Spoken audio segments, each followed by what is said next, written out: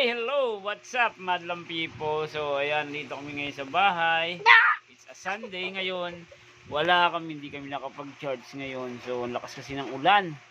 Yung ulan kanina pang maga, madaling araw. So, ano na, maglakas ng ulan,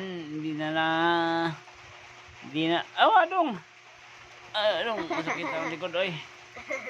Ayan, babaling nga pala guys. By the way, naka tribal. So 1-2 lang. Yan naman yung damit ko ngayon. Tapos yung pantalon ko is 1-1.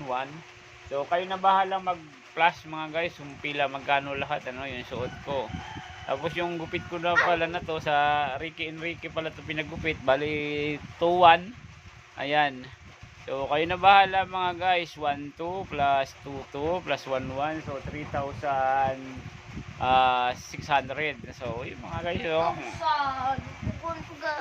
yan yung anak ko guys. Pag kalokohan, magaling yan. Pero pagka isasama mo sa vlog, ayaw niya. Kasi ang gusto niya yung kingkoy lang. Yan guys, bali guys paalala lang mga guys, yung mga anak niyo, huwag yung sobrang papanoorin ng mga kingkoy.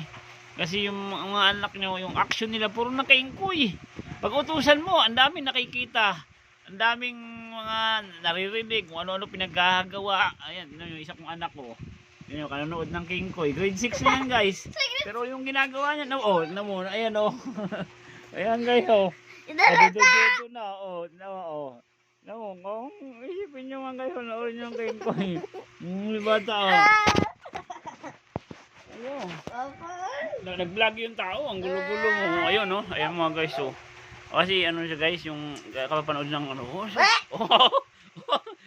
guys, mga guys, iingat kayo mga guys, kasi yung mga anak nyo kanonood ng kingkoy, yung mga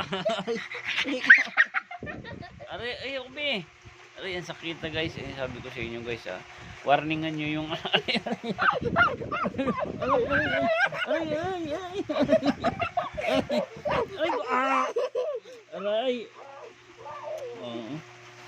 ayun, sabi ko sa inyo mga guys, warningan nyo yung mga anak nyo pag sobrang kapapanood ng kingkoy. Yung mga bata nyo, pag inutusan nyo kingkoy na yung kilos, ang nakakatakot pa, baka yung ugali kingkoy na rin. ang hindi lang talaga nagbabago guys, yung